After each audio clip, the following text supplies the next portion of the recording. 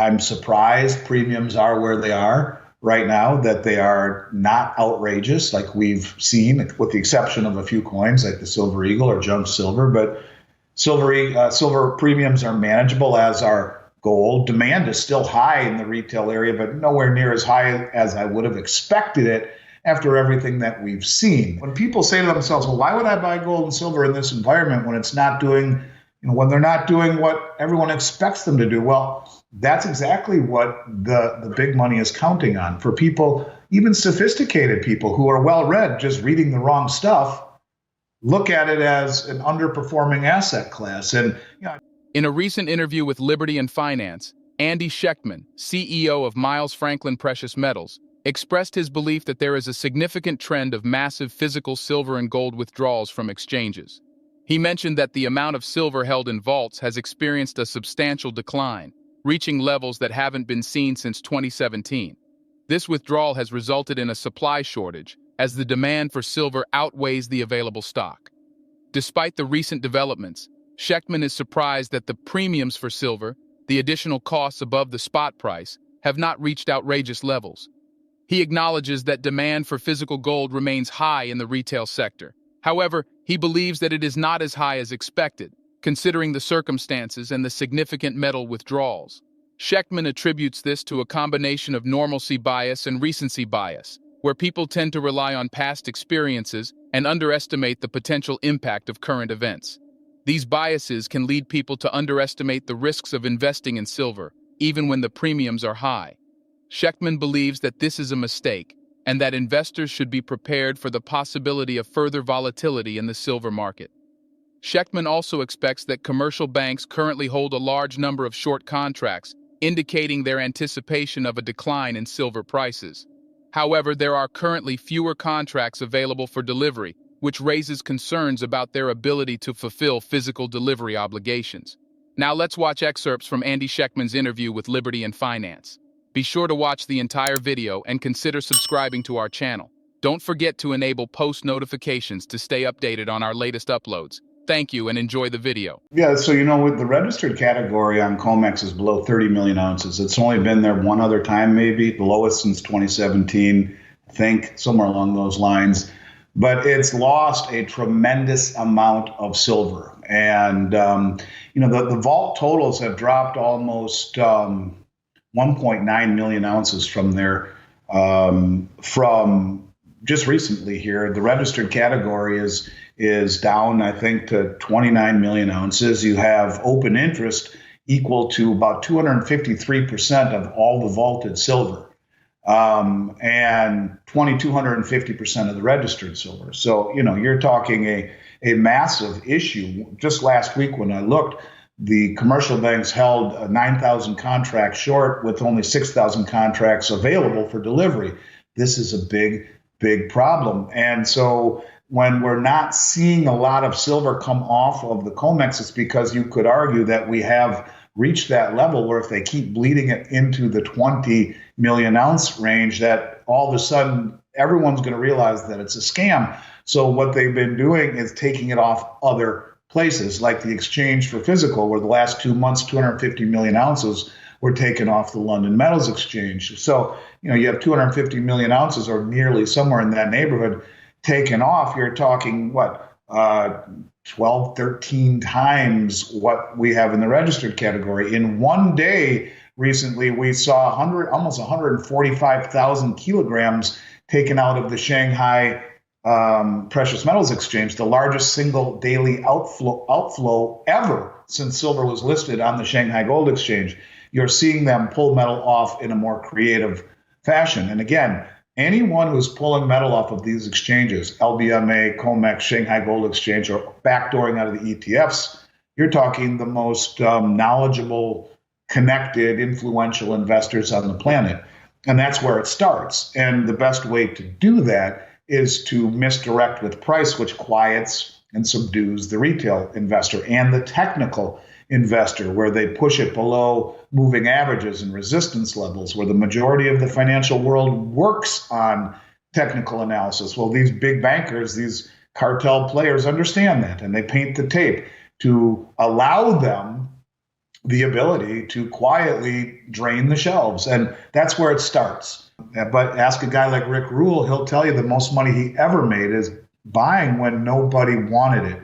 And by the time everyone figured out they needed it, he already was well positioned. Well, that's what's happening here when you see the central banks buy more gold than any time in history. That's what's happening here when you see the LBMA their levels being drawn down to the lowest ever, or the COMEX, or the Shanghai Gold Exchange. The players that are draining these exchanges are well read in the playbook, and they know what's coming next. Schectman believes that the biggest money in the world is buying silver and pulling it off the exchanges.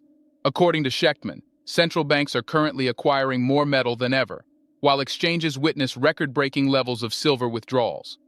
He also expects that these actions by the biggest money in the world are a sign that they are preparing for a major increase in the price of silver.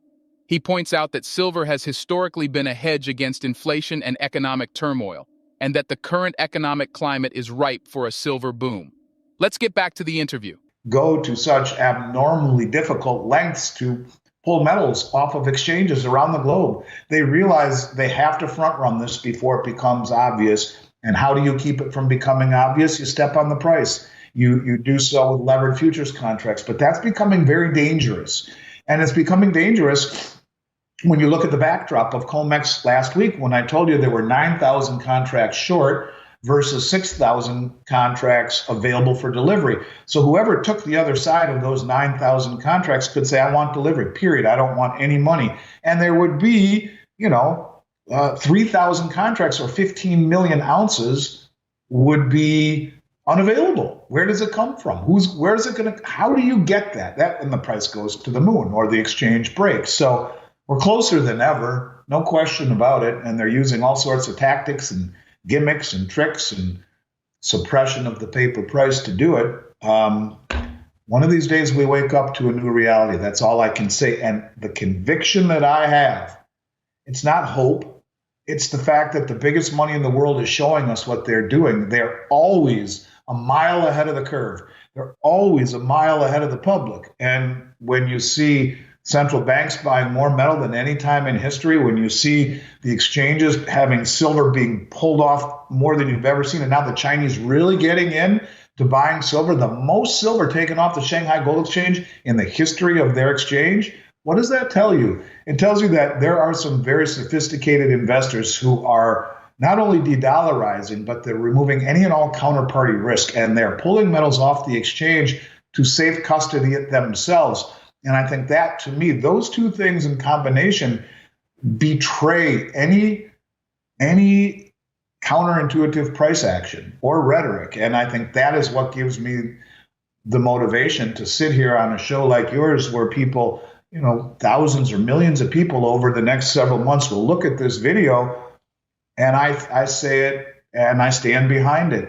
The biggest money in the world does not do these things by accident, and pulling metal off of these exchanges is incredibly sophisticated. It is not easy to do. It would be easier for someone to write us a check or send us a wire for $50 million than it would be to try to pull that off of COMEX and then get bars that are completely and totally illiquid. Who's going to buy a 100-ounce gold bar from you? Who's going to buy a 1,000-ounce silver bar? Or when you have dozens and dozens and dozens of 100-ounce gold bars, where are you going to sell them? How are you going to ship them? Where are you going to get the insurance to do it? I can't even ship you a 100-ounce gold bar as a dealer that'll do $1 billion in sales this year.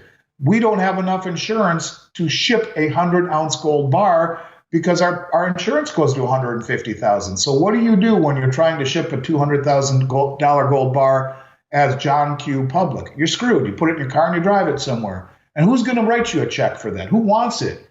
How about assaying it to see if it's real? I mean, all of the things tell me that the people who are pulling metals off the exchange the way that they are, all of those things that I just mentioned don't matter to them. And that, to me, is what is giving me the conviction. Looking ahead, it is anticipated that the trend of massive physical silver and gold withdrawals from exchanges will continue to unfold. The declining levels of silver held in vaults, coupled with the growing demand for silver, may lead to a persistent supply shortage. Despite the surprising absence of exorbitant premiums for silver at present, experts believe that this may change as investors become more aware of the potential risks and volatility in the silver market. What are your thoughts on the interview? Do you agree with Schectman's point of view regarding the massive physical silver and gold withdrawals? Please share your comments and observations in the comments section below. Additionally, if you found this video informative, don't forget to give it a thumbs up, subscribe to our channel, and enable notifications to stay informed about our latest videos on silver, gold, and copper. Thank you for watching, and we appreciate your support.